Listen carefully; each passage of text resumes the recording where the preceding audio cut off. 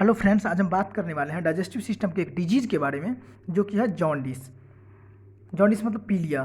तो हम चलिए इसके बारे में जानते हैं कि आखिर जॉन्डिस होता क्या है, इसके क्या कॉजेज हैं, यानी इसके कारण क्या हैं, और इसके लक्षण क्या हैं यानी सिम्टम्स क्या हैं, और इनके ट्रीटमेंट्स क्या हैं, यानी इसके लिए इसको ठीक करने के लिए हम कौन सी दवा का उपयोग करते हैं, हम इस बारे में जानते हैं। तो चलिए हम शुरू करते हैं।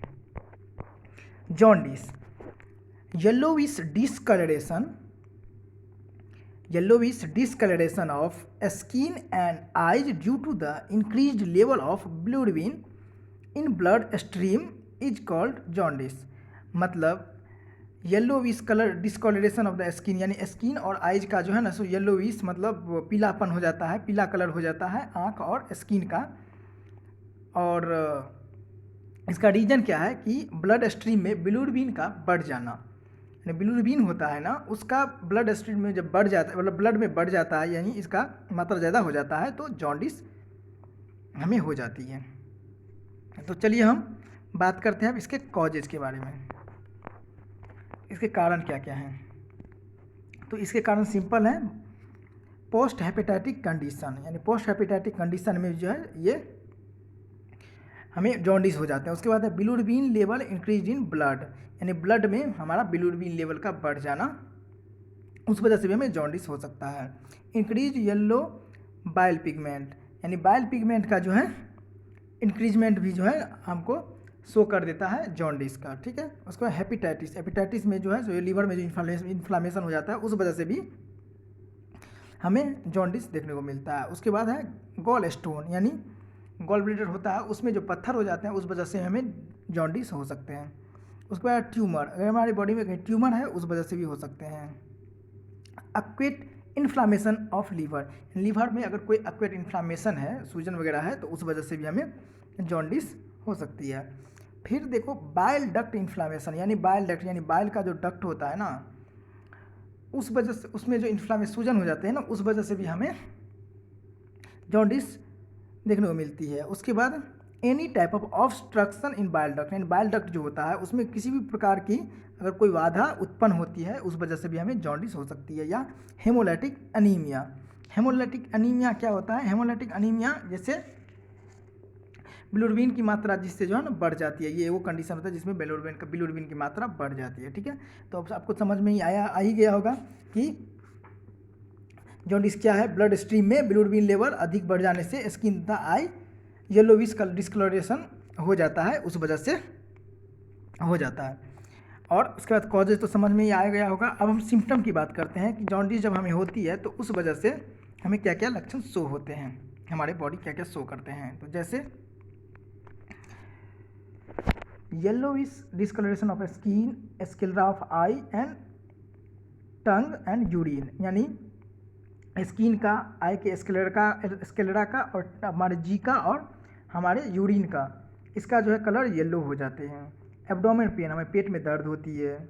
लॉस ऑफ एपिटाइट, भूख की कमी हो जाती है। नोजिया, हमें जी घबराता है।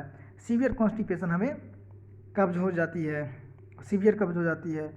और उसके बाद एक्सट्रीम वीकनेस, हमें ज़्यादा कमजोरी महसूस होने लगती है, बुखार आ जाता है, फीवर, हेडेक एंड फैटिग, यानी हमें सर दर्द करते हैं और थकान महसूस होती है।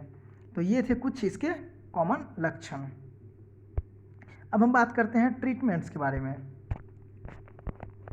तो फ्रेंड्स, ट्रीटमेंट बताने से पहले हम आपको बता दें कि ये सिर्फ आपको एक बेसिक प्राइमरी जानकारी के लिए, आपके नॉलेज के लिए है। इसका उपयोग बिना डॉक्टर के सलाह का ना करें। अगर आप कोई मेडिकल स्टूडेंट हैं तो आपके लिए जानना बहुत ज़रूरी है, अन्यथा अन्य जो लोग हैं वो सिर्फ इसके बारे में नॉलेज ले लें, पर इसका उपयोग खुद से ना करें। रेयर कंडीशन में आप, इमरजेंसी कंडीशन में आप कर सकते हैं, वरना आप डॉक्टर की सलाह से ही इसका उपयोग करें तो बढ़िया रहेगा।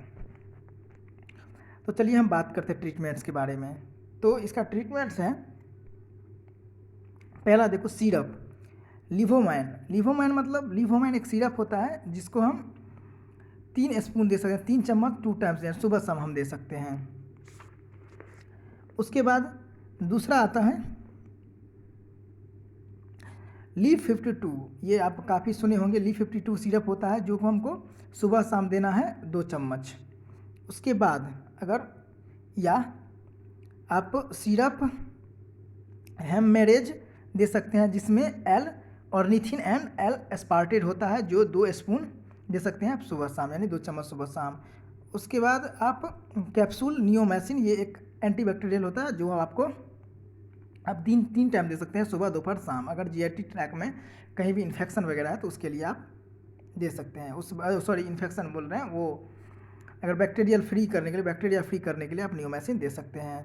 या फिर टैबफ्लैगल दे सकते हैं जिसमें मेट्रोनिडाजोल होता है 400 mg, उसको आप टीआईडी यानी दिन में आप 3 बार दे सकते हैं, सुबह दोपहर शाम। टीआईडी मतलब होता है 3 बार, दिन में 3 बार। बीआईडी मतलब होता है दिन में 2 बार, और कहीं ओडी होगा तो दिन में 1 बार, तो इसे याद रखिएगा। फिर इंजेक्शन फ्लैगल हम दे सकते हैं, वो भी सेम ही होता है, मेट्रोनिडाजोल होता है उसके अंदर, वो हम इंट्रावेनस दे सकते हैं। यानी इंट्रावेनस मतलब हम सीरा मार्ग के द्वारा हम दे सकते हैं, सुबह दोपहर शाम 3 टाइम। उसका for the supply of vitamin के कमी अगर हो जाए तो उसकी पूर्ति के लिए हम इंजेक्शन NVM 2 ml दे सकते हैं, जिसमें B1, B6 एंड B12 होते हैं, जो हम इंट्रामस्कुलर दे सकते हैं, मसल्स के द्वारा दे सकते हैं। वो भी स्किप 1 डे, यानी एक दिन को छोड़कर एक दिन लगाए, मतलब एक दिन छोड़कर लगाया जाता है, ठीक है। उसके बाद हम एंटासिड के तौर पर हम कैप एस्केलरा डी विटामिन BID यानी सुबह शाम हम यूज कर सकते हैं। इसमें रविप्राजोल और डोमपेरिडोन होता है। तो ये इनके कुछ ट्रीटमेंट्स थे फ्रेंड्स। और हम अब बात करने वाले हैं इसके कुछ इंस्ट्रक्शन के बारे में। तो इंस्ट्रक्शन जैसे जो पीलिया का पेशेंट होता है, यानी जॉन्डिस का जो पेशेंट होता है, उसको 15 दिन से लेकर 60 दिनों तक बेड रेस्ट देना चाहिए। इसके अलावा ऐसे पेशेंट को दवा के साथ साथ बेड रेस्ट देने से जल्दी स्वास्थ्य लाभ मिलता है। फिर उसका डाइट जो है उसका भी हमें ध्यान रखना चाहिए। तो डाइट में जॉन्डिस पेशेंट को हल्का यानी लाइट भोजन, यानी हल्का खाना आप खिला सकते हैं। भोजन फैट फ्री होना चाहिए, उसमें प्रोटीन व CHO कार्बोहाइड्रेट की मात्रा अधिक होनी चाहिए। उसके बाद जॉन्डिस के पेशेंट को ग्लूकोज अधिक मात्रा में देना चाहिए। अगर पेशेंट ग्लूकोज को ओरली टॉलरेट नहीं कर पा रहा है तो उसे रियल ट्यूब अथवा सीरा मार्ग के से अतिरिक्त ग्लूकोज दिया जाना चाहिए।